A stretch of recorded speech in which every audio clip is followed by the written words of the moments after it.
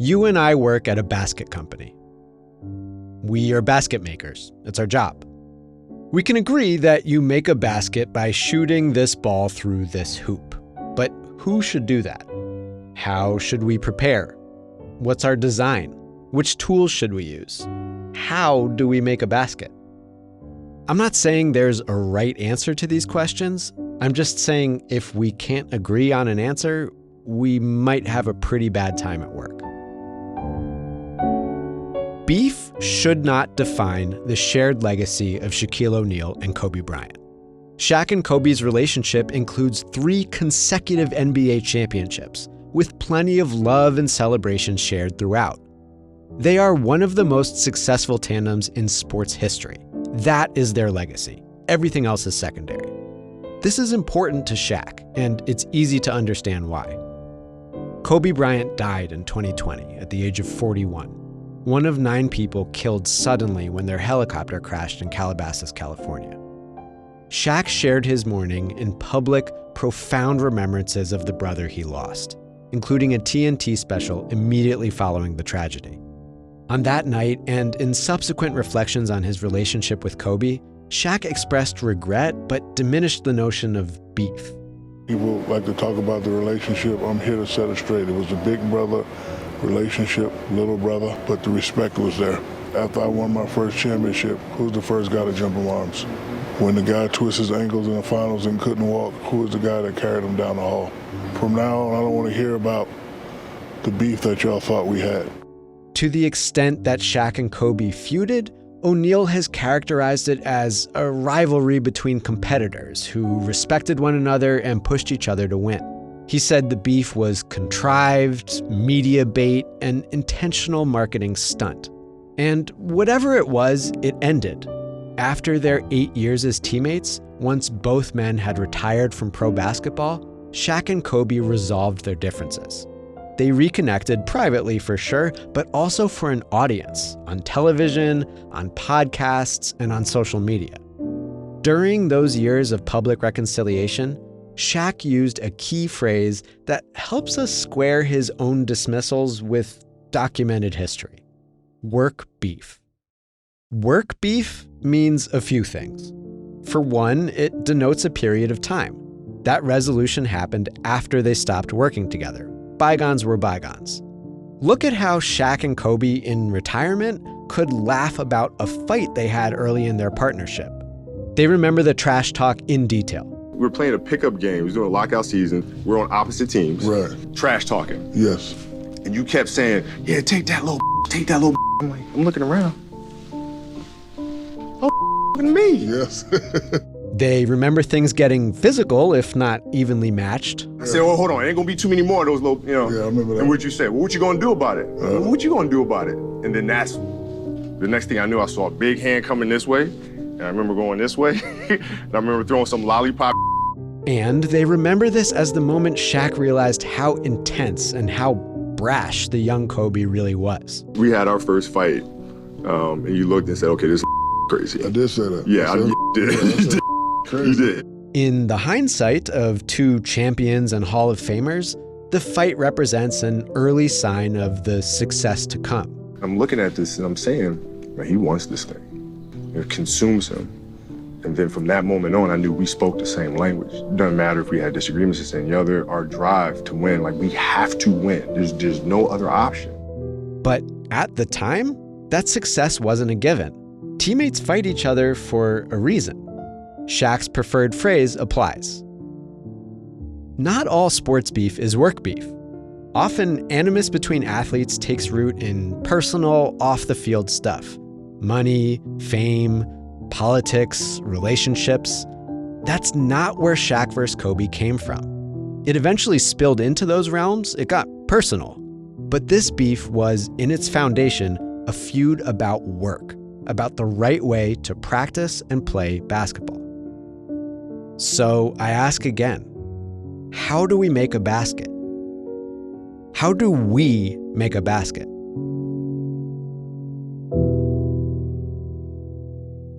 In the summer of 1996, Los Angeles Lakers general manager Jerry West developed a literally debilitating obsession with acquiring Shaquille O'Neal and Kobe Bryant. O'Neal was obvious. Off the court, Shaq had a huge, marketable personality. On the court, the 24-year-old had become perhaps the prototypical NBA center of his era.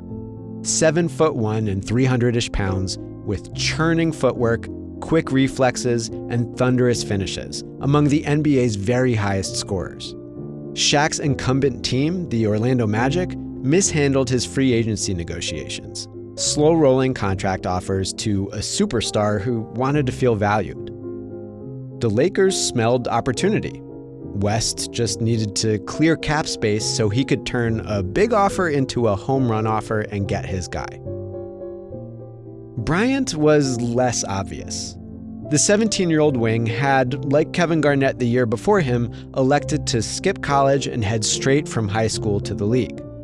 As was the case with Garnett, many NBA executives lacked the patience to develop a teenager. West was one of them, until he watched Kobe in person. The Lakers brought Bryant in for a workout as a favor to his agent, Arn Tellem. The workout went well. Suddenly, West had another guy he needed to make a Laker, but LA didn't own a high enough pick in the first round of the '96 draft. What followed was a high-wire act so stressful, so exhausting, that it drove West into the hospital. At least it paid off. With a little subterfuge and a little cajoling, West was able to orchestrate the following. Bryant dropped to the 13th pick, held by the Charlotte Hornets. The Lakers acquired Bryant's rights by trading Charlotte their center, Vlade Divac. Offloading Vlade's salary helped LA boost their offer to O'Neal, who signed days later. So shout out to Vlade Divac. He could have wrecked this whole maneuver by standing firm on his threat to retire instead of reporting to Charlotte. Vlade relented, the deal went through, West got both his guys. Now what? How did this new Lakers roster fit together? Shaq being the prototypical NBA center came with the requisite limitations. The dude was as productive as anyone has ever been inside the paint, but that was basically his range. You didn't need to guard him out here. He didn't shoot jumpers, he didn't dribble or pass from the perimeter. In short, he needed a sidekick, someone to get him the ball. Shaq grew up admiring Kareem Abdul-Jabbar, who won championships in LA once the Lakers paired him with Magic Johnson. Those two legends had little in common personality-wise, but they were the perfect combination of world-class scorer and world-class passer. In Orlando, Shaq had handpicked his own version of Magic Johnson. He pushed the team to make a 1993 draft day trade for Penny Hardaway. Penny loved to pass. He was happy to share the ball and the spotlight. They seemed like a young Kareem and Magic for a new era. Disparate personalities, yet ideal complements on the floor. The rare tandem that could get you all the way to the NBA Finals before they turned 24. Orlando squandered that perfect fit, and their loss was the Lakers' gain. But if Shaq was to follow in Kareem's LA footsteps, would he have a Magic? Could anyone play that role the way Penny did in Orlando? The Lakers already employed some legit candidates: rising all-star wing Eddie Jones and speedy dynamo Nick Van Exel. But Shaq understood from the outset that neither would become his co-star. Everyone knew it would be Kobe, especially Kobe. Kobe Bryant was a different kind of teenager. Bryant was already a bigger celebrity in high school than most players are as pros. Skipping college only accelerated that. Kobe had a sneaker deal. He had TV appearances, plural. The kid had a SAG card. The papers covered Kobe's senior prom because his date was Brandy. Bryant came by this fame honestly, by putting the ball in the basket. He was an electrifying athlete and insatiable bucket getter, a shooter and a slasher, a state champion. Envisioning Kobe's potential, people had no qualms using the letters M and J. To be clear, that's M for Michael and J for Jordan. No one saw Kobe becoming a pass-first mega point guard like Magic Johnson, or Penny Hardaway for that matter. If you squinted into the future, you saw a pure scorer, the rare shooting guard who could finish oodles of possessions by himself. Kobe wanted the ball, and his personality as a colleague mirrored his mindset as a player. He was sure the Lakers would be his team someday. So sure so soon that the older, more established O'Neal was like, "Whoa, hey, slow down, Haas." Shaq spoke in his usual playful way about taking Kobe under his wing as a little brother. But Kobe wouldn't be belittled, wouldn't go along with hazing rituals like the other rookies. Kobe had fancied himself a loner since moving to the US from Italy as a child. He kept to himself in the Lakers locker room. He didn't play cards with teammates, he didn't go to the club, he was hyper-focused to the point of aloofness on his game. While Kobe worked behind the scenes, opportunities to develop on the court were scarce at the outset. He had just turned 18 after all. Kobe scavenged for minutes in his first season, buried in Coach Del Harris's rotation. When he did get to play, he shot. A lot. Shot from any angle, shot in any situation. On a per-minute basis, he attempted more field goals than anyone but Shaq. Shaq recalls telling Kobe he was doing too much by himself, throwing off the team's rhythm, only to get shut down repeatedly by a kid 6 years younger than him. Kobe's boldness made for highlights, like this 360 in-game dunk. This is quite a risk for a teenage bench player to take when you could just have 2 points for free. And it made for a few smooth 20-point outings. It got him invited to the dunk contest. It also made for tremendous whoopsies, like his infamous parade of air balls when called into action in a conference semifinal elimination game against the Utah Jazz. Shaq almost seemed to like Kobe better in a humbling moment like that playoff flameout, praising the rookie for the guts he demonstrated with the season on the line. Kobe appreciated that. But O'Neal later wrote that he wanted to vomit in that moment, and that Kobe had learned the wrong lessons from all that shooting. Shaq had taken to calling Kobe Boy Wonder or Showboat, and everyone could tell these were not compliments. This was Shaq's way, to diffuse tension with jokes, but that tension affected him, and he desperately wanted to resolve it. Because the jokes and the nicknames weren't born from simple envy. You'd hear peeps about Shaq bristling at Kobe's outsized fame, but teammates believed that the basketball of it all mattered most. Shaq just wanted to win, just wanted the championship that eluded him in Orlando. Absent a brotherly relationship, Shaq cared about Kobe only to the extent that the youngster's game would make or break that objective. And it would.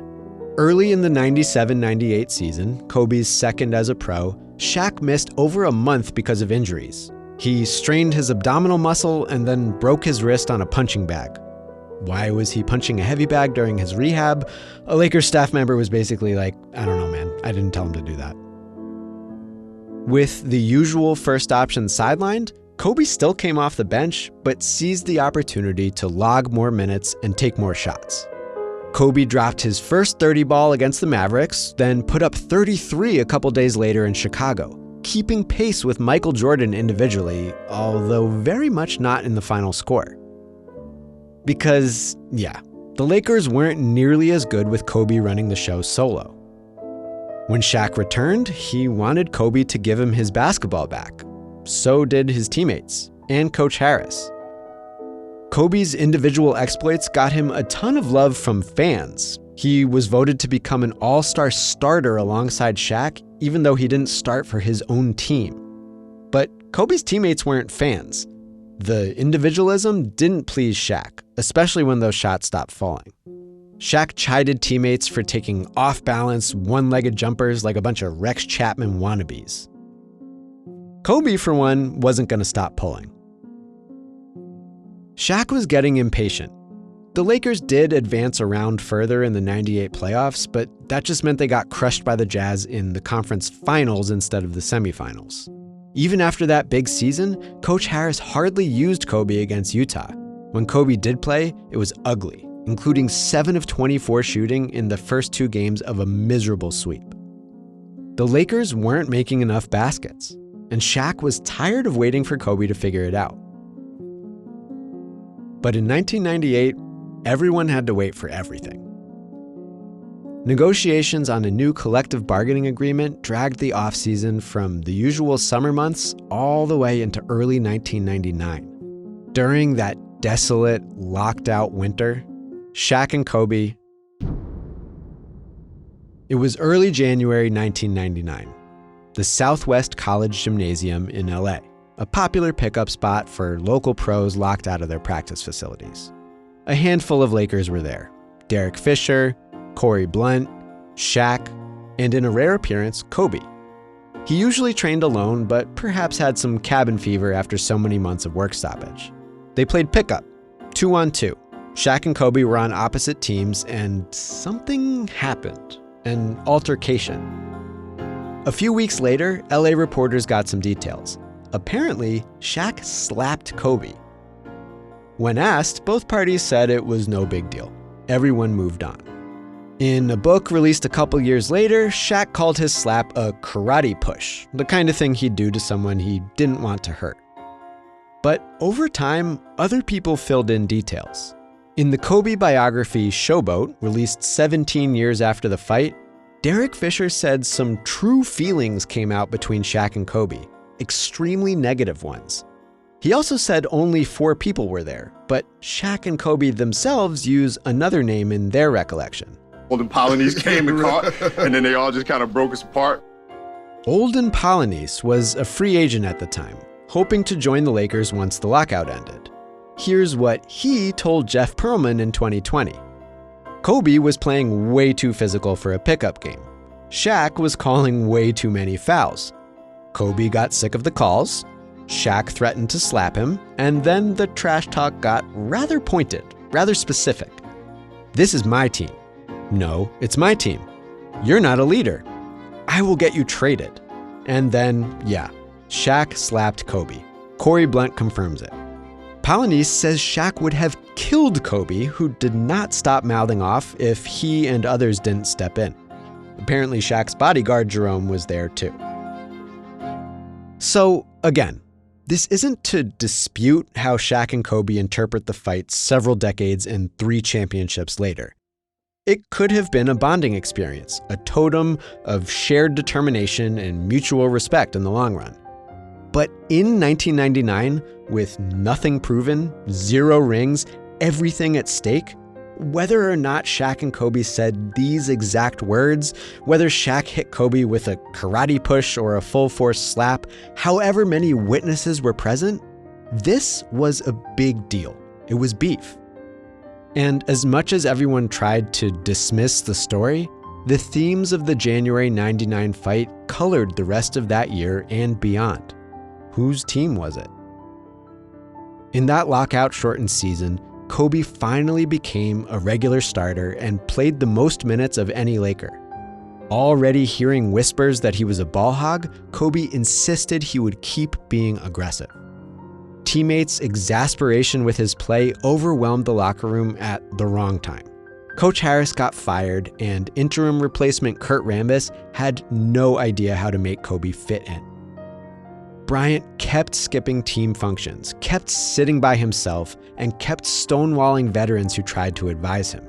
Even 37-year-old Derek Harper, the rare Kobe confidant, felt like he could only get so far with the kid. So, one night in Sacramento, Shaq took it upon himself to call a players-only meeting. Everyone aired their frustrations, while Kobe supposedly just sat there in silence. Locker room accusations of selfish play breached containment. Shaq made sure of it. In front of reporters, O'Neal said Kobe was the problem they were too scared to write about, the experiment holding his team back. Kobe sort of shrugged. He and Shaq didn't have a personal problem since, despite everyone else's efforts, they hardly knew each other. It must be on-the-court stuff and, hey, I'm trying. But even when Kobe did play positive team-first basketball, like defending Scottie Pippen in his first career playoff series as a starter, Shaq found a way to say something snide to reporters. Around this time, Magic Johnson took it upon himself to encourage Shaq and Kobe to know each other better. Find harmony off the court, find harmony on it, just like Kareem and I once did. Kobe didn't bite. Right after the Lakers got swept by the Spurs in the second round, he disappeared. Shaq had given up on being friends off the court. And on the court, Kobe wasn't Magic anyway. That summer of '99, Shaq campaigned to get his Magic back, his ideal sidekick. He reconnected with Penny Hardaway, who wanted out of Orlando. Shaq pressed on management to make a trade for Penny and presumably get rid of Kobe, but he got shut down. Penny went elsewhere. The Lakers had a different solution. Coach Rambis wasn't going to cut it. The right man for the job was the guy who had turned the star-stuffed Chicago Bulls into a dynasty. The great puppeteer of egos, the Zen master, the prince of the triangle offense, Phil Jackson. He would make these guys figure it out. Jackson and his retinue of assistants, including Phil's mentor, triangle guru Tex Winter, recall being blown away at the level of animosity they'd walked into. Shaq in particular had no qualms about bad-mouthing Kobe in front of the new coaches. But circumstances vented some of that steam to open the 99-2000 season. Kobe broke his hand and missed the first 15 games of the year. The injury was kinda convenient. Kobe's absence gave everyone else an opportunity to get comfortable in Winter and Jackson's triangle offense, with Shaq as the apex. The Lakers went 11-4 over that Kobe-free stretch and kept right on crushing once Kobe returned, including a 16-game win streak spanning the new millennium. But the moment Kobe held the ball or took shots Shaq didn't like, the big guy griped. Teammates, vets like Ron Harper and Brian Shaw, did their best to settle both parties. The head coach focused on building a bridge to Kobe from Shaq's side of the chasm. Jackson felt more of a connection over there. He gave O'Neal the most encouragement and the most criticism. Winter was among some assistants who tended to side with Kobe, and Tex actually cut film for the sole purpose of trying to prove to Shaq that Kobe was passing more than ever before, which statistically he was. In one of his many books, Phil Jackson recounts a scene that may have been a bit of a turning point for this first chapter of beef. Right after that 16-game win streak, the Lakers had a little string of ugly losses and unconvincing victories. After one of those two close wins against the Cavaliers, Shaq supposedly announced in front of the whole team that Kobe was playing too selfishly for the Lakers to win. Once again, he ignited a full team debate about the right way to play. This time, however, some guys seemed to side with Kobe, and Kobe spoke up for himself a bit. Whatever was said in that debate, whatever the guys took away from it, something clicked the rest of that season. The Lakers won an astounding 30 of 31 games from February to April, with Shaq leading the way. 67 wins overall made LA one of the best regular season teams in history. On Shaq's 28th birthday, he dropped a career-high 61 points on the Clippers. Look who passed up a clean look to get Shaq over the 60-point hump. And look how gladly Shaq returned the favor before exiting. Birthday, end of the Kobe. Shaq gets the assist, and Kobe makes a spectacular underneath. Shaq was league MVP in a landslide. Kobe was more efficient, more team-oriented than ever. Headlines compared the duo sincerely and favorably to Magic and Kareem. At last, Shaq made it back to the finals. LA cemented their Western Conference final victory against the Portland Trailblazers with, what else, a picture-perfect Kobe to Shaq connection that shook the Staples Center. Shaq led the way in those 2000 finals, dominating the Indiana Pacers down low. Kobe had his moments too, playing hero late in Game 4 despite a bad ankle. Shaq always reminds people of that season's final scene, the first thing that happened when the clock struck 0 on the long-awaited championship. Shaq and Kobe were together in the locker room, basking in glory. They were together in praise of their coach, the guy who instilled patience and collaboration in teammates who had lacked it. Thanks to Phil, Shaq and Kobe figured out how to make a basket. They did it by basically following Shaq's vision. Ever since the broken hand delayed his debut, Kobe had been a sidekick. He passed more than ever and scored when called upon. Shaq got the ball. He got to be big brother. He got to be finals MVP, and he got his ring. Mission accomplished. Beef presumably over. Time to celebrate. Phil went to Montana to relax.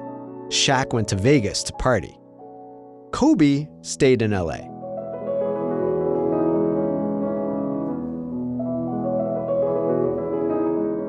Players who want to become better scorers spend all offseason in the gym putting up shots. They almost always quantify that daily work in the hundreds. 300 shots a day, 400, 500. Every now and then you'll see numbers quoted in the thousands. The offseason after his Lakers won that first championship, this was the number trailing Kobe Bryant. But this isn't the number of shots. This is the number of makes in however many more attempts.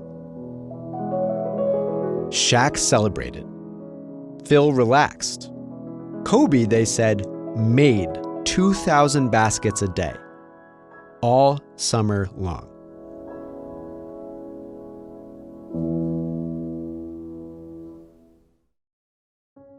Fried shrimp, melted cheese, mayonnaise, ketchup, all on a roll.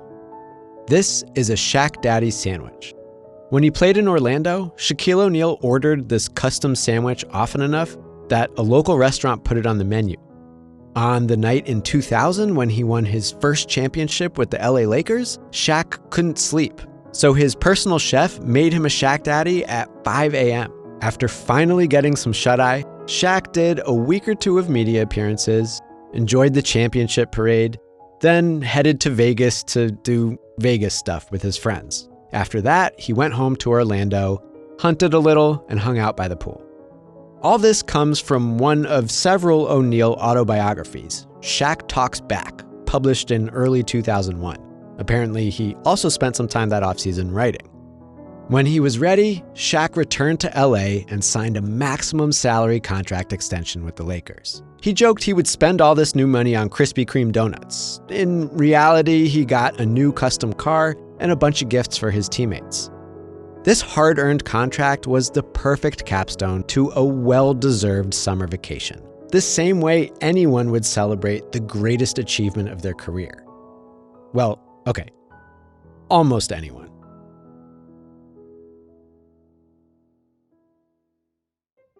If you want to get promoted to lead basket maker, you've got to spend your free time making some baskets. Kobe Bryant's original plan for the summer of 2000 wasn't just to shoot all day, every day.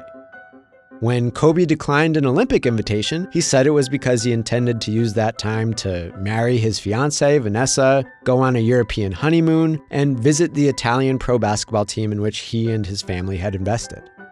But Kobe didn't get married that summer. He and Vanessa pushed their wedding date to the following year. Kobe didn't maintain his commitment to the Italian team, selling his entire share. Instead, Kobe made baskets. Now, 2,000 makes a day is an incredible number, and some people questioned it, but that's Kobe. The stories about Kobe's long, late hours of intense training are innumerable. They border on mythology. Kobe's work ethic, though, was real, and it was a clear difference between him and Shaq. O'Neal admits he never shared Kobe's tunnel vision on his practice, not to mention his metabolism. Shaq wasn't a natural salad eater. This comes from yet another autobiography. Some of this discrepancy was just two guys being different ages and at different places in their personal lives. And some of it had to do with their different basket-making techniques. Kobe was working on shots from range. Runners, floaters, pull-ups, turnarounds, fadeaways, finesse stuff. Shaq was a masterful, close-range steamroller. He didn't feel like anyone could stop his moves toward the rim, so he didn't have much to improve upon before each season. He was pretty candid about this in that landmark players-only conversation with Kobe. So I admit a lot of times I didn't come into camp ready, because that's just how I got down. Because my thing is, I don't need to get ready for dunking. especially not with Kobe doing his thing. Because I had you, I was able to just chill out in the summer. They laughed about this in retirement, but That's what pissed me off. That was it right there. That was. Years later, Kobe expressed, with hindsight, his belief that those Lakers could have won more than 3 titles if Shaq just trained harder. It was the subject of the last little public tiff between these guys, albeit one they immediately downplayed. But back in 2000, that gap in preparation mattered. It reignited the work beef.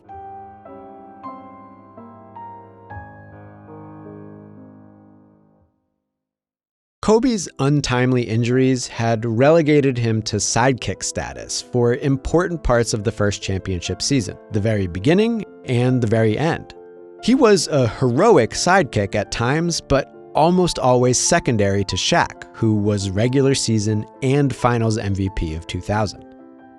Looking ahead to 2001, Kobe was done with that. He came into training camp insistent that his summer of hard work, of however many baskets, entitled him to a bigger role. And early season circumstances left the Laker offense ripe for such a coup. Derek Fisher had been expected to take over as lead guard of the Lakers' triangle offense, the chief basketball distributor, but he was sidelined following foot surgery. Most everyone else let their conditioning slip a bit while celebrating the championship. Not Kobe. Kobe was more prepared and more eager than everyone else, and he got more touches with Fisher out. His attempted takeover happened gradually at first, possessions here and there in which he ignored Shaq down low to take the shot himself. Shaq didn't wait to voice his displeasure, privately and publicly. Shaq made his point on the court, too. Lakers coaches thought their center was, through some combination of petulance and poor conditioning, not running or defending with 100% effort. This only emboldened Kobe. On November 8th, 2000, in a pretty bad loss to Tim Duncan and the Spurs, Kobe set a new career high of 31 shot attempts, hitting 15 of them. Shaq only took 13 shots, despite playing nearly the same minutes. Again, Shaq bristled, but here you could point to another variable, Hack-a-Shaq. More and more, when O'Neal got the ball in a good scoring position, teams would just foul him and put him on the free throw line. More and more, Shaq missed those free throws. Foul shooting had always been the big guy's weakness, yet he had hardly worked to fill that hole in his game. In fact, instead of refining his form with practice, he'd kind of arbitrarily tweaked it, evidently for the worse. O'Neal admitted all of this in Shaq Talks Back, with a little smiley face. As long as Hack-a-Shaq remained a viable defense, as long as Shaq wasn't going to make those free baskets, Kobe reasoned he shouldn't get the ball. So, Kobe kept shooting. 2001 would be the first season in their careers in which Kobe attempted more field goals than Shaq did. Phil Jackson, once the savior of this rocky partnership, had no grip on a healthy and motivated Kobe. Phil told him to dial things down a bit. Kobe said, "Nope, I'm dialing up." This game at Golden State in December stands out as exemplary. Kobe made it a shootout between himself and the Warriors' Antoine Jamison. Down the stretch of what ended up being an overtime battle, Kobe repeatedly ran pick and roll with Shaq and repeatedly ignored the roller to take the shot himself. Reject the screen, beat Larry Hughes off the dribble, shoot. Take the handoff, dribble into the corner, still contested, shoot. During timeouts, an exasperated Shaq demanded Kobe pass him the ball. No. Spin away from the pick, draw a second defender, shoot. Not much of a screen, no separation, doesn't matter, shoot. That night, Kobe shot the ball 35 times, and plenty of them went in. He matched Jamison with 51 points, the first 50-point game of his career. Shaq took 18 shots, and the Lakers lost to the Warriors, a pretty bad team. No one was happy, but Shaq and Kobe weren't going to talk it out. Kobe once explained that when things got tense, he and Shaq didn't speak to each other so much as they spoke about each other. They used the media. Reporters often had to pick one perspective or the other. There were Shaq guys and there were Kobe guys. If you hung around one for quotes, the other was likely to cut you off. You got more regular work as a Shaq guy. Where Kobe's myth-making came from tight-lipped solitude, Shaq built his own mythology by talking and talking and talking. He wrote books, he criticized, he boasted, he teased and joshed and fibbed and backtracked enough that you didn't know quite what to believe. Did he want to trade? He reportedly told new GM Mitch Kupchak he did, but then played coy with reporters and let his agent deny it. Did he consider heading back to Orlando to play with Tracy McGrady? He did say that, but then he denied saying it. That entire book O'Neal released around this time, Shaq Talks Back, Shaq later said he never read it. On a day-to-day basis, Shaq's loose words were likeliest to stoke the perception of a feud, but then he always reserved the option to laugh at you for taking him seriously. Shaq seemed to enjoy manipulating the media by being messy. Kobe chose his words more carefully. When he said something pointed, it was very pointy indeed. There was no mistaking it. It wouldn't be in the regular locker room scrum. He'd pick a reporter for a separate one-on-one exclusive. That 2000-2001 season, it was ESPN's Rick Bucher. If the beef had been quietly defrosting through the first few months of the season, this January issue of ESPN magazine suddenly lit a grease fire. Occupying the whole cover, a solitary Kobe says he's second to nobody. And yes, nobody includes Shaq. Though not a direct quote, that headline does not betray the text. Bucher had filled a notebook with spicy quotations and anecdotes. This was where the world found out Kobe told his coach he would not moderate his approach to fit the team concept. And maybe this wasn't the right team for him. Kobe said he wasn't going to take a back seat like prior seasons. He worked too hard and improved too much to remain a sidekick. Bucher was clearly becoming a Kobe guy, but he got Shaq on the record too. Shaq didn't like the new program. He invoked the idea of the sidekick, the setup artist, the Magic and Penny model. Someone's got to feed the big dog. If the big dog's not fed, he's just a token big man screening and rolling for nothing. Shaq basically threatened to withhold interior defense if he didn't get the ball. There had been rumors that he used hand signals to discourage teammates from letting Kobe dictate the offense. Shaq was like, if I am, they're not working. Well, explained Kobe, maybe the big dog would get fed if he hit his free throws. Bryant couldn't trust Shaq or anyone else as much as he trusted himself to lead the offense. Yeah, the Lakers succeeded back when the ball moved through Shaq, but they were going to succeed even harder now with Kobe in charge. Instead of 5 and 7 game series, they'd be sweeping their playoff opponents.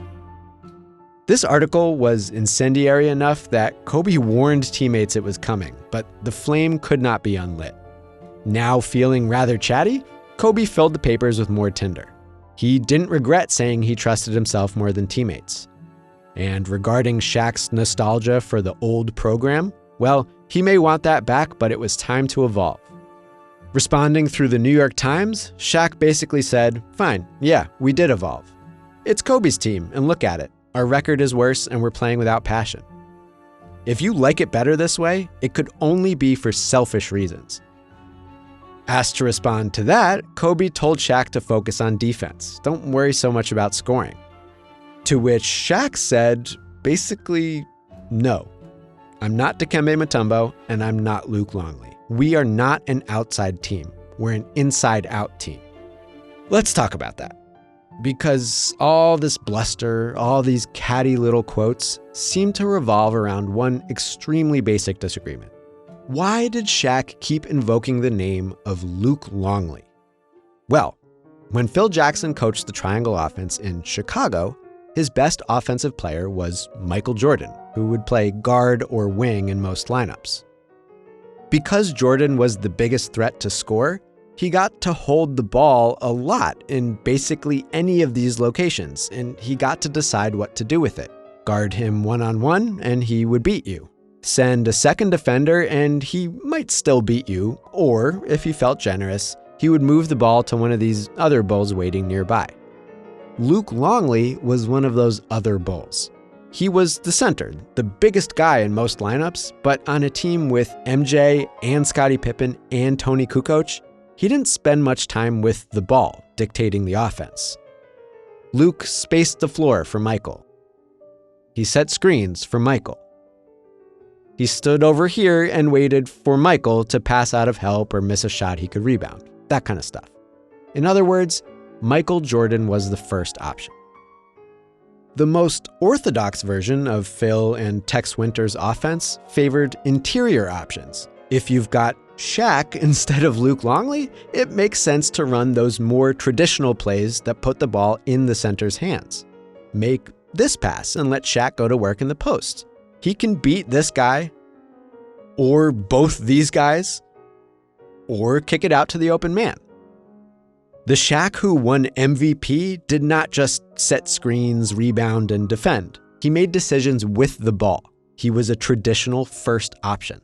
So all this big dog stuff was just Shaq reasserting his claim on an offensive role. Bring the ball up, throw it into me, I'll make the plays from there, inside, out. He didn't hate Kobe, he needed Kobe, like they were married. Kobe saw it differently, especially in critical moments. He wanted to create from the wing, control the ball, make decisions, not unlike what Michael used to do from his position. Kobe's case came back to preparation. If he passed to Shaq down low, teams could negate any threat by just intentionally putting him on the foul line. Just like Shaq said, nothing personal, they just went their separate ways. Because you can be sure Shaq wasn't saying this stuff to Kobe. For a little while, he even stopped speaking to reporters. His point had been made. This is a pretty funny end to a long interview segment. We should point out that Shaq refused to comment on the story. Only Kobe spoke to Jim Gray that day. He suggested he understood Shaq's terms. I know what he wants. I know that. Oh yeah, I know how to get him into baskets. Oh, absolutely. That's easy. And he acknowledged Shaq wasn't alone in wanting to go back to the old way. When he says to you, it's got to come through the big dog, or at least when he says that publicly, does he say those same things to you? He doesn't. But Phil does. Indeed, Phil Jackson kind of threw up his hands in a way that left the responsibility arrow pointing in one direction. Kobe knew how we played last year. And he was the one. Shaq's not going to change. Magic Johnson came in the Lakers locker room before a game against the Cavaliers and said something similar. One of you is going to have to defer. And he left it at that. Kobe knew everyone meant him. Again, we can't have the big fella be unhappy. It probably wasn't a coincidence that Bryant seemed more eager to feed the big dog that night against Cleveland, or that he notched his first career triple-double a couple days later against Vancouver, while Shaq led the Lakers in scoring. These were gestures in Shaq's direction, but do not mistake this for an easy, pleasant adjustment. Kobe had a lot going on at the time. Off the court, he was juggling family issues. His engagement and long-awaited April wedding to Vanessa complicated his relationship with his parents and siblings. Bad feelings led Kobe to cut those close relatives out of his business dealings and, for a time, his life. On the court, Kobe felt, to use Tex Winter's word, discouraged. Winter's wife thought Kobe seemed heartbroken.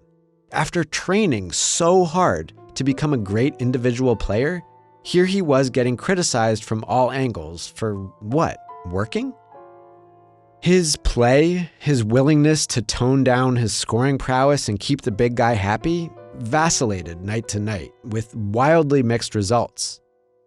Then, once again, health intervened, perhaps at the right time. Kobe had been bedeviled by little injuries all season, and they added up. Yet another ankle issue cost him a bunch of games after the All-Star break, chunks of February, March, and April. Already isolated, already discouraged, Kobe spent his downtime reflecting.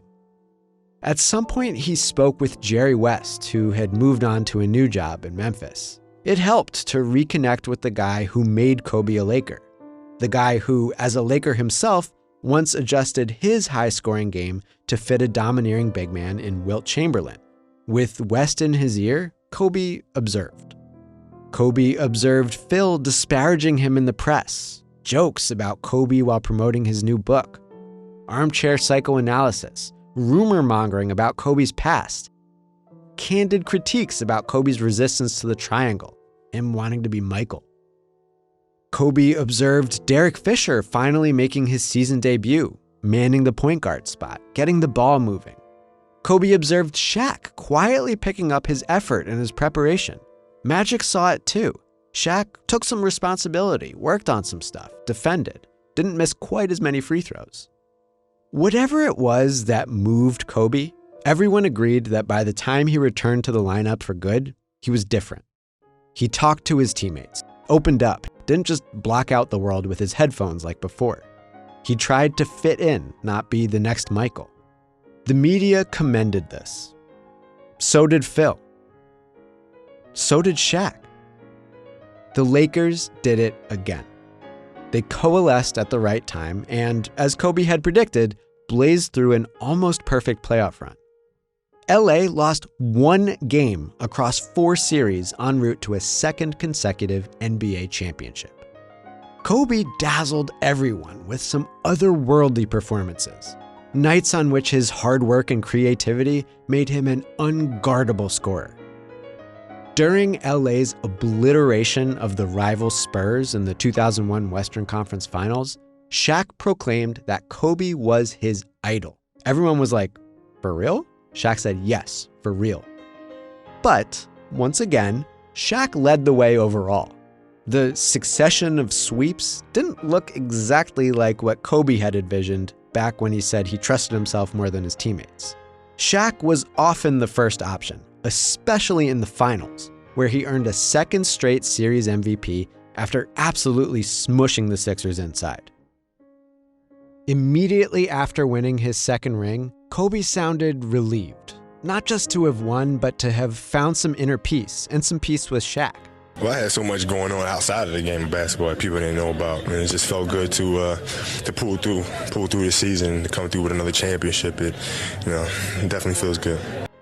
How about Shaq? What was his take on the detente?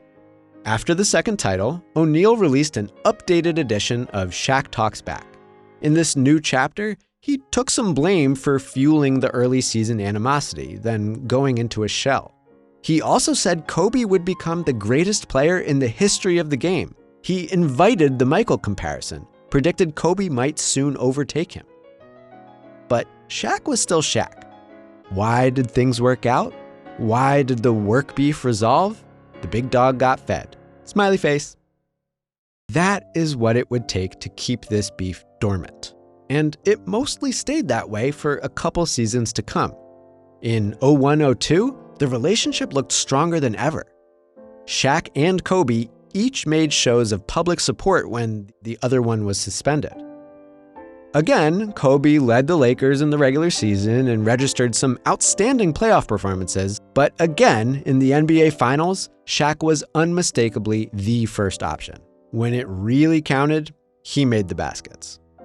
A third straight championship trophy for the Lakers. A third straight Finals MVP for Shaq. It's all good. Congrats, greatest. Congrats, most dominant. In 02-03, Kobe seemed at peace with this push and pull, with adjusting his game to suit Shaq's needs and his wavering health after foot surgery. He said he was a piece of the puzzle. They won with him, they won with Shaq.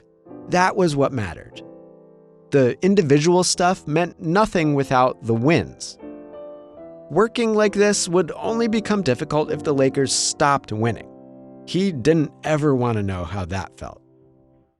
LA had a fraught, distracted 03 season. Shaq had his foot stuff, Phil faced health issues of his own, Shaq mourned the death of his grandfather, Kobe still wasn't on speaking terms with his dad, both Shaq and Kobe had new babies at home. The worn-down Lakers scrapped their way to just 50 regular season wins. And in the second round of the playoffs, it finally happened. After 3 straight championships and 13 straight playoff series victories, the Lakers were eliminated in the postseason. The Spurs got them. There it was, that feeling. Shaq sounded apologetic, but optimistic. get some rest, get some new blood, start a new run. Kobe sounded less sanguine. He was beside himself. The dreaded feeling was as bad as he imagined. Foreign. He hated it. Reflecting on this now toppled Lakers dynasty, Kobe said careers go by fast. You have to take every opportunity you get. LA had just blown one such opportunity. A month later, Kobe said he intended to opt out of his contract after the 03-04 season, 1 year in the future. Kobe Bryant, who had only ever played for the Lakers, was going to explore his options.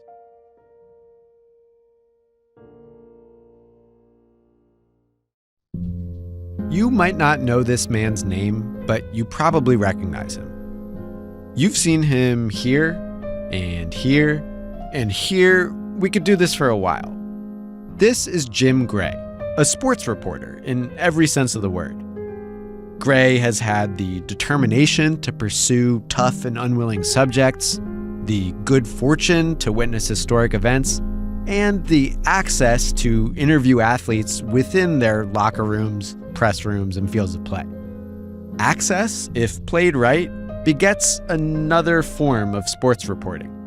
Alongside all the stories Gray got by digging and prying is a long list of stories for which the subject pursued him.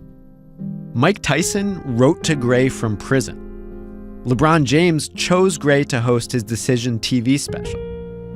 Tom Brady started a podcast with Gray. This is trust. Throughout a multi-decade, multi-Hall of Fame career, Gray has been trusted as the confidant and the medium for titanic sports figures who want the world to know something.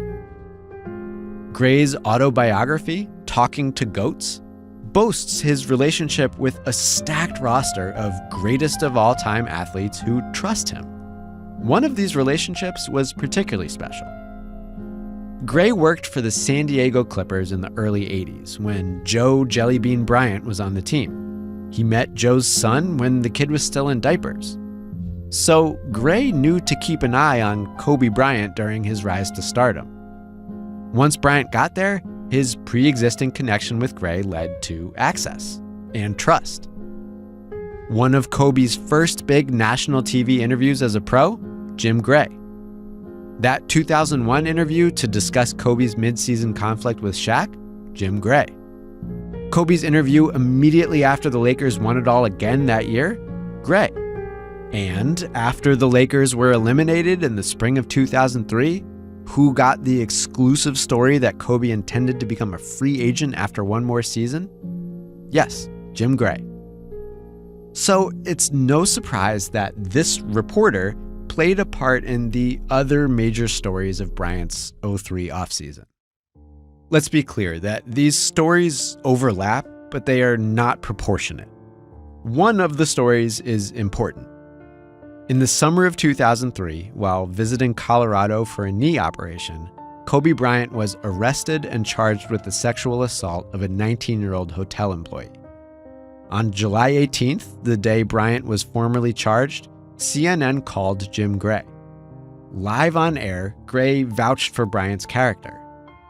Then he reported from the news conference in which Bryant, sitting beside his wife Vanessa and his attorneys, denied the charges but admitted to adultery. The criminal case was dismissed over a year later, and a civil lawsuit settled thereafter.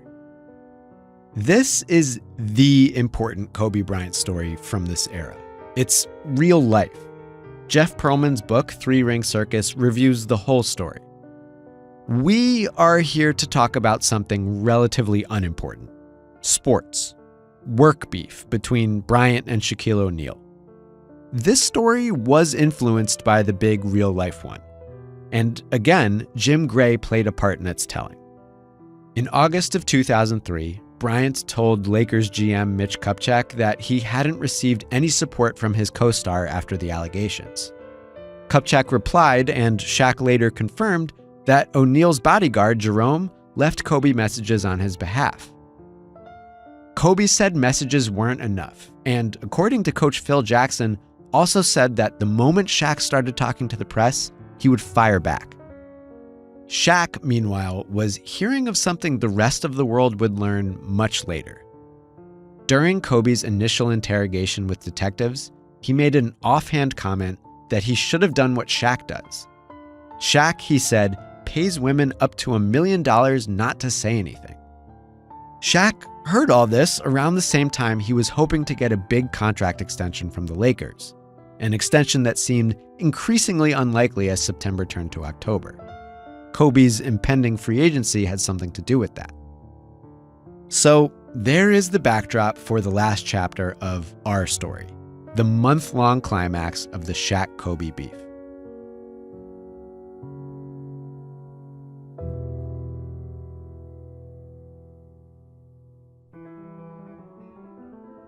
October 2003. On Thursday, October 2nd, Lakers vets flew to Honolulu to join their younger teammates for training camp. Among them were two very important newcomers. Fresh off LA's first playoff defeat of the century, Shaq had recruited a couple fading legends hoping to grab a ring before they retired: Gary Payton and Karl Malone. Huge new cogs in a very different Lakers roster that would need time to gel. Kobe Bryant didn't join his teammates for that first day of camp on Friday in Honolulu. Everyone knew about his court case and about his knee rehab, but it wasn't that. Kobe just said he was under the weather. Reporters asked Shaq how it felt to open camp without the full team present. "The full team is here," said Shaq. "Wait, what about Kobe?" Here's what Shaq had to say about his teammates' absence. Meow, meow, meow. Are you disappointed that Kobe wasn't bonding with his teammates? Are you angry at Kobe? Shaq's protocol for questions about his teammate was cat. Can't answer that. On Saturday, Kobe finally showed up in Honolulu to join his teammates and face the media. Sunday, Phil Jackson canceled Lakers practice for some team bonding. While the Lakers ran around playing paintball at an Air Force station, Shaq mostly sniped from a stationary position. He was nursing a bruised heel, but Kobe said Shaq was in the back eating a slushie or something. This is all in good fun, but Shaq's foot issues and his related desire for a contract extension were no joke to him. He made that clear during exhibition play in Honolulu, barking directly at Lakers owner Jerry Buss. 2 days later, the Lakers flew from Hawaii back to LA. Aboard the plane, Shaq busted out a portable turntable and speakers, with which he produced and then played a parody of the 50 Cent song PIMP with lyrics about Kobe's case. Kobe didn't witness that. He was headed to Colorado for court proceedings. Kobe rejoined his teammates for Media Day on Friday. He said the back and forth for court was no big deal. Shaq said he wasn't paying attention to the case. The only TV he watched was SpongeBob. He wasn't going to comment or speculate. He just wanted to be a source of relaxation for Bryant, to help him laugh, to be his pillow, his comforter. When the Lakers headed to San Diego for an exhibition against the Phoenix Suns, Kobe was absent again. His knee was bothering him, and he had to jet off to Colorado anyway. Shaq didn't play in that game either because of his heel, but he spoke, and not like a cat. Asked why he kept resting, Shaq said he wanted to be right for Derek Fisher, Karl Malone, and Gary Payton. Reporters noted he was forgetting someone. Nope, he repeated the same list verbatim. Derek, Karl, Gary. No mention of Kobe. The following week, Kobe and Shaq finally played preseason together. Kobe made his debut in Anaheim, then played again in the Lakers' exhibition finale against the Kings in Las Vegas. The crowds in those two neutral locations were loud in their support for Kobe, the player and the person. But the player was clearly still shaking off the post-surgery rust. He shot just 7 for 24 over those last two exhibition games. After watching that performance, Shaq shared a familiar sentiment in a familiar venue. Instead of speaking to Kobe, he spoke about Kobe to the media assembled in Vegas. If Kobe's going to be on the court, he needs to keep other people involved, be more of a passer. That was the last day of preseason, Friday, October 24th. Kobe had said he would fire back the moment Shaq spoke out. Sunday, reporters visited Lakers practice 2 days before their season opener. Here's what they found. Beef. Kobe kept his word. Responding to that relatively tame suggestion that he pass more, Kobe said, "I'm not changing my game. I take good shots. I know how to play my position. You worry about yours." Teammates overheard Kobe saying he would opt out the next summer and leave, all because of Shaq. When Shaq got wind of this escalation, he stopped being tame. We're not talking about positions. We're talking about team basketball. If it's going to be my team, then that's my opinion. Don't like it, then leave. I don't care what Kobe does. He doesn't care what we do. That's the type of person he is. Shaq chastised Kobe for skipping team functions and for not traveling with the Lakers. He said he was taking control of the Lakers, but noted the media might rather give that control to Kobe, just like they give him everything. That, right before the season starts, is a lot. But Shaq also said, as he had in the past, that beef wouldn't affect the actual basketball the Lakers had to start playing in 48 hours. Speaking of actual basketball, Kobe mentioned a specific stretch of the prior season, one that's worth recalling to understand what comes next. One big reason 02-03 was so disappointing was Shaq's health. He delayed long-needed foot surgery until right before the season began. O'Neal missed a lot of games, a lot of losses while rehabbing, and then struggled to play his way into shape. Shaq did not apologize for the inconvenience. He had been injured on company time, so he'd recover on company time. He'd rather miss part of the season than rehab during his vacation. During a stretch of February 03, when Shaq was hobbling and sometimes absent, Phil gave Kobe an explicit green light to take over the offense. So Kobe floored it. 46, 42, 51, 44, 40, 52, 40, 40, 41. Bryant scored 40 or more points in 9 straight games, tying the best such streak of Michael Jordan's career. Only Michael and Wilt Chamberlain had recorded such a feat. The moment Shaq and Phil allowed space for him to do so, the 24-year-old Kobe proved he could make baskets on par with the greatest scorers to ever walk the earth. And then he stopped, ostensibly on purpose. Here, according to Kobe many years later, is what followed. Shaq comes back from injury and Phil goes, I still continue to do it, right? And then Phil calls me to his office, goes, hey, we're starting to lose the big fella. What do you mean? Well, he's not getting the attention. This 40-point streak is starting to kind of take away his fire to prove something, right? So I need you to start dialing it back. I'm like, what? He says, we're going to lose him and we need him in June. Okay, all right. We have a game against the Clippers. I think I like 38 or something like that. And I had a chance to score 40 and 40 again. It was a blowout game. I dumped the ball in the Shaq instead of shooting a wide open shot. The 40-point streak ended that night. Wow. Now, Kobe's recollection fudges some details. He only had 32 points that night against the Clippers, and he kept shooting well into the fourth quarter. But it is absolutely true that when Kobe was riding that streak, Shaq sounded annoyed. I guess it's cool. And then, as usual, he whined. He wanted more shots. He name-dropped an old, inferior Jordan teammate. I'm not Bill Cartwright. I'm not a token big man. Bumfoot or not, I want the ball. Vintage Shaq stuff. It is also true that Phil responded by sort of rescinding the green light. And it is true that Kobe obeyed.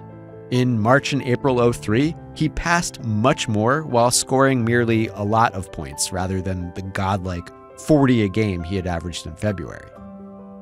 So, returning to October, this was what Kobe referred to in his response to Shaq's accusations of selfishness. Kobe was just following orders. The day all these quotes hit the papers, October 27th, Phil called a meeting to clear the air. Each of Shaq and Kobe said his piece. Phil demanded they keep everything in-house. Karl Malone begged them to just knock it off. The meeting adjourned. Maybe the air was indeed clear. That night, Kobe called Jim Gray. Gray was busy interviewing the governor of California about deadly wildfires, but Kobe wanted an interview. Gray published their conversation on ESPN that night. The air was not clear. Nearly every one of Kobe's answers fired a shot at Shaq.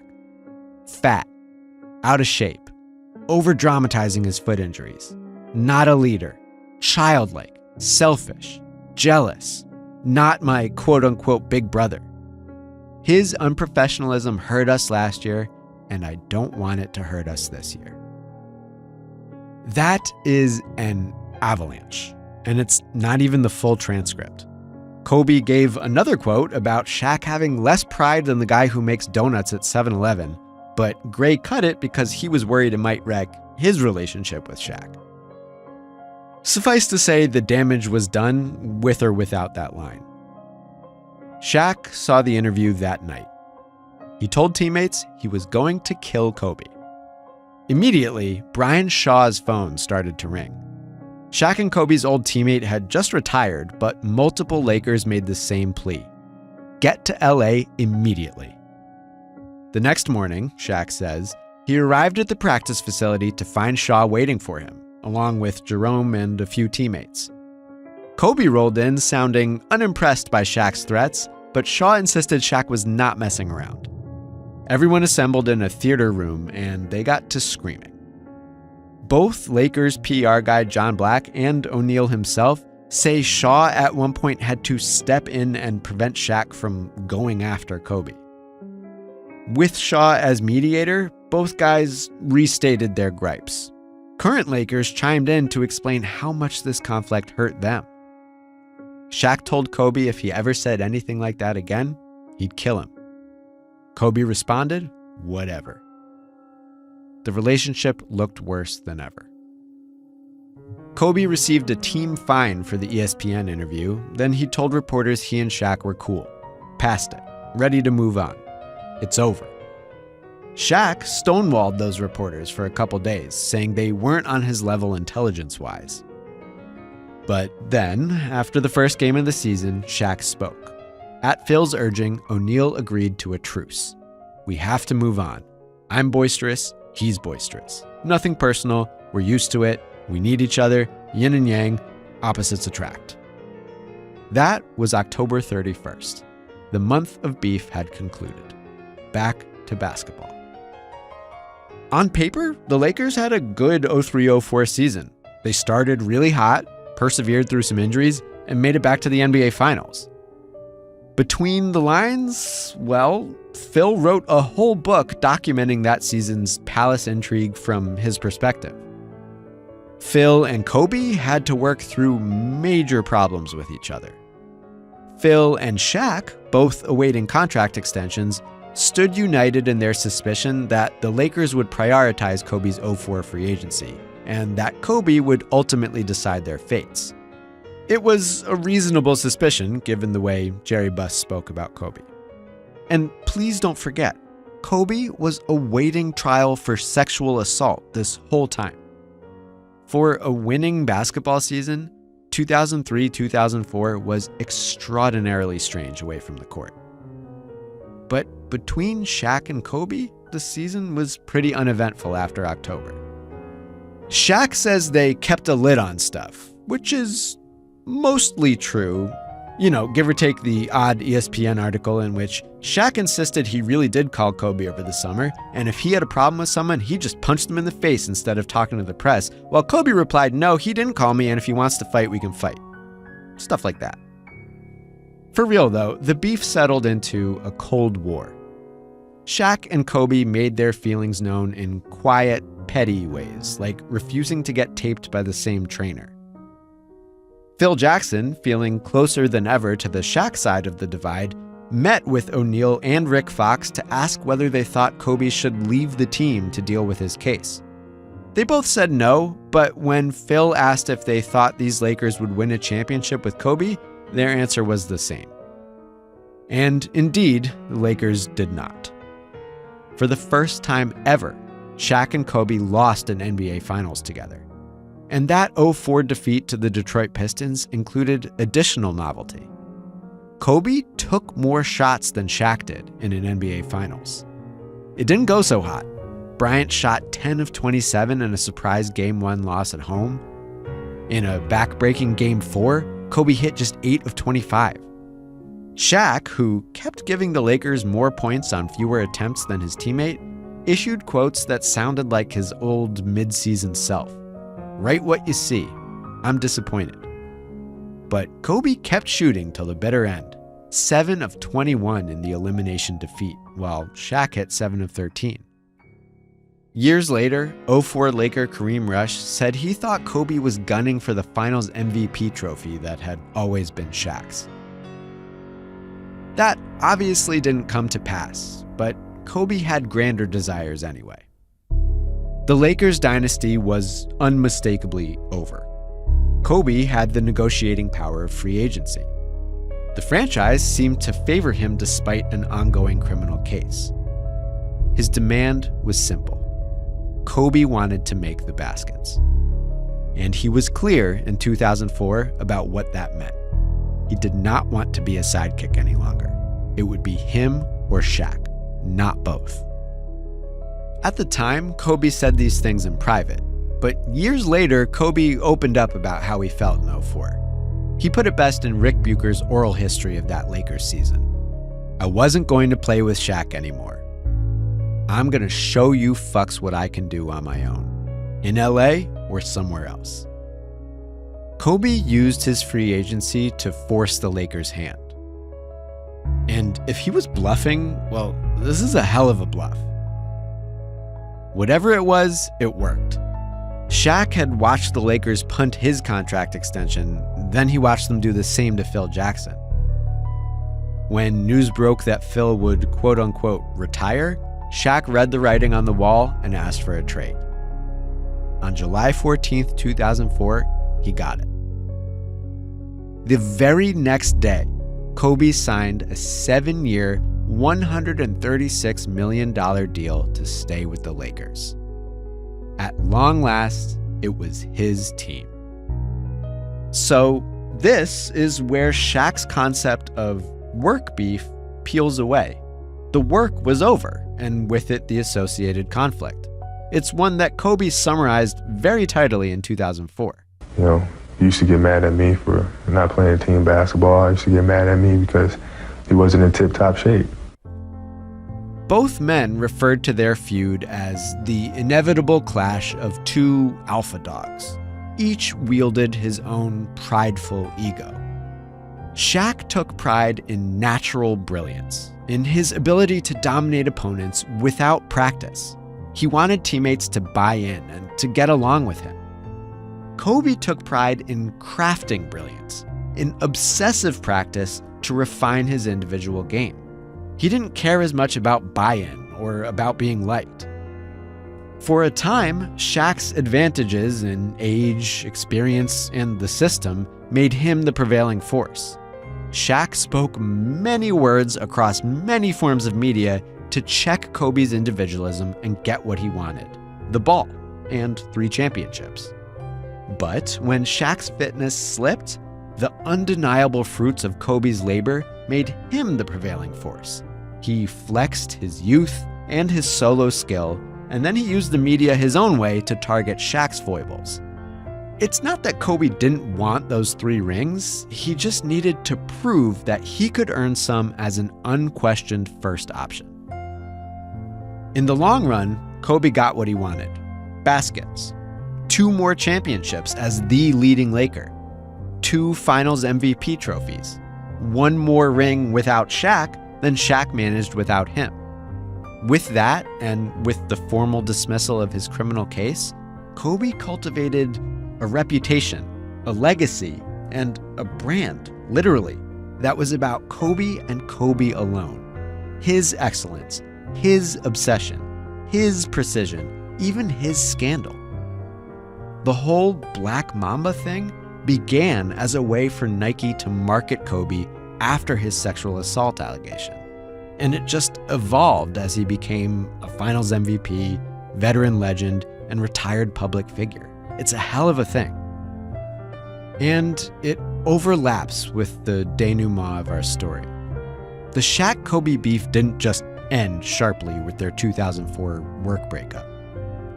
Later that offseason, the public learned what Shaq already knew, that Kobe's 2003 police interrogation included a statement accusing Shaq of paying off women.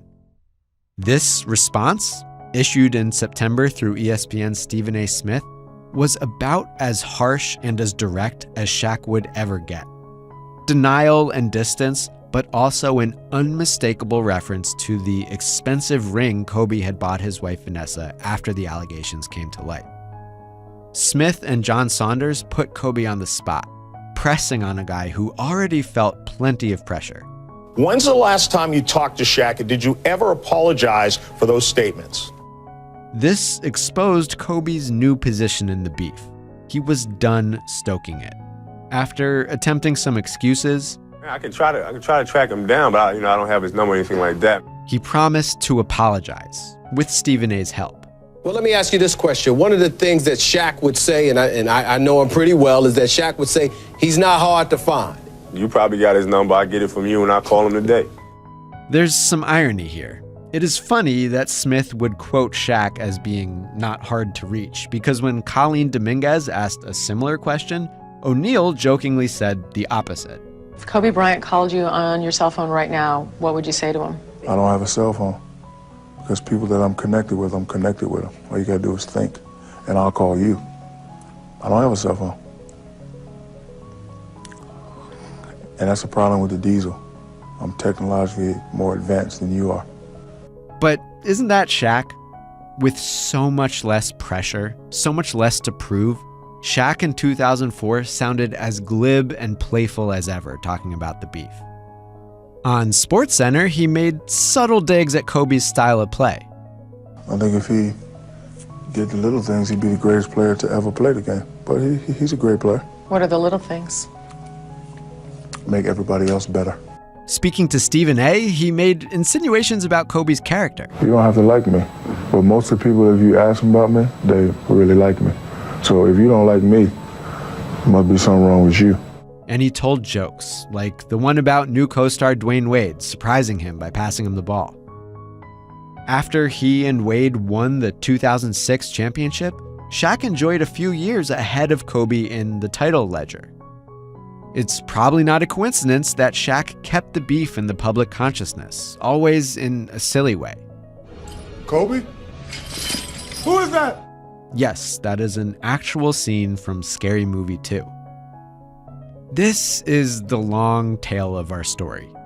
After the work ended, the beef faded gradually into more of a meme than an open conflict. Each guy got what he wanted, got older, and got comfortable laughing about the past, at a distance and eventually as friends. There's one particularly famous moment from this era of gradual détente. It happened in 2008, after Shaq's fourth title, but before Kobe won his fourth and fifth. In June 2008, days after the Kobe-centric Lakers lost in the NBA Finals, Shaq got on stage at a club in New York and performed a freestyle rap largely directed at Kobe. Check it. You know how I be. Last week, Kobe couldn't do without me. One line stole the show, and it became a meme of its own. Okay, Kobe, tell me how my ass tastes. And listen, that makes sense. Kobe, how my ass tastes is catchy. Shaq repeated it like a dozen times, and he got the whole crowd to join in. Kobe says he had a laugh at it, all in good fun. But here's the thing. While how my ass taste is funny in a vague, competitive, sports-focused way, this is something else. Kobe ratted me out. That's why I'm getting divorced. He said Shaq gave a bitch a meal. I don't do that because my name's Shaquille. That is Shaq referencing Kobe's police interrogation and his well-known statement about Shaq therein. And it's Shaq suggesting that statement was responsible for his divorce, which was an actual thing that came to pass. That's real. and pretty dark. Which is to say, not everything can just fade. Not everything can be laughed off. There were genuine regrets, real scars on both sides of this relationship. When Kobe went on Shaq's podcast in 2015, they voiced regret in two different forms. Shaq framed things the way he often does. He stoked the beef in front of media because it was business, because it was the heat of the moment, or in order to exert control. Shaq said a lot of stuff he didn't mean. Kobe, on the other hand, said a few things he did mean, things that came to make him feel like he was an idiot as a kid. By saying all this stuff to the media, they synthesized beef. They generated pressure. If 2004 was when Kobe realized he had to pull back from the public beef and apologize directly for the stuff he regretted, then Shaq's version of the same came a few years later. O'Neal and Bryant were teammates again for one night. On February 15th, 2009, they were both Western Conference All-Stars, Kobe still a Laker, Shaq with the Phoenix Suns. This was when the world first really saw Shaq and Kobe enjoying each other's company again. They practiced together, played together, had fun making baskets together even if the baskets didn't count. At game's end, Shaq and Kobe shared MVP honors, and Kobe told Shaq to give the trophy to his son, Sharif, at which point something clicked for the big guy. He was open and vulnerable about this in 2018. You told me to take the trophy home. That's right. Remember that? I did. And I took it home and I gave it to Sharif. Yeah. And I realized now, I was like, I think I may have messed something up. Because a lot of times that our beef was going on, you know me, I'm the master marketer. Mm-hmm. About 60% of the time, I would just say it just to keep it going. Luckily, I won 3 out of 4 with this guy, but I was to this guy. So I owe you an apology. I'm going to give you an apology, but we ain't going to be doing all that crying. They did win 3 out of 4. But because one or the other couldn't stay satisfied, and because that dissatisfaction went public, those 3 rings could have been relegated to a B story in the shared legacy of an all-time great sports partnership. All along, this was the solution. Shaq and Kobe were better off speaking to each other, not about each other. That didn't happen enough when they were teammates. It hurts to know it can't happen any longer, but it did happen. Because they spoke, because they resolved their differences in public, their shared legacy can look more like this, better measured in titles than in beef. Shaq and Kobe made mistakes in their relationship. They made demands. They made accusations. They made headlines. They made a mess. But when that was all behind them, they made up. And even as it happened, they made baskets.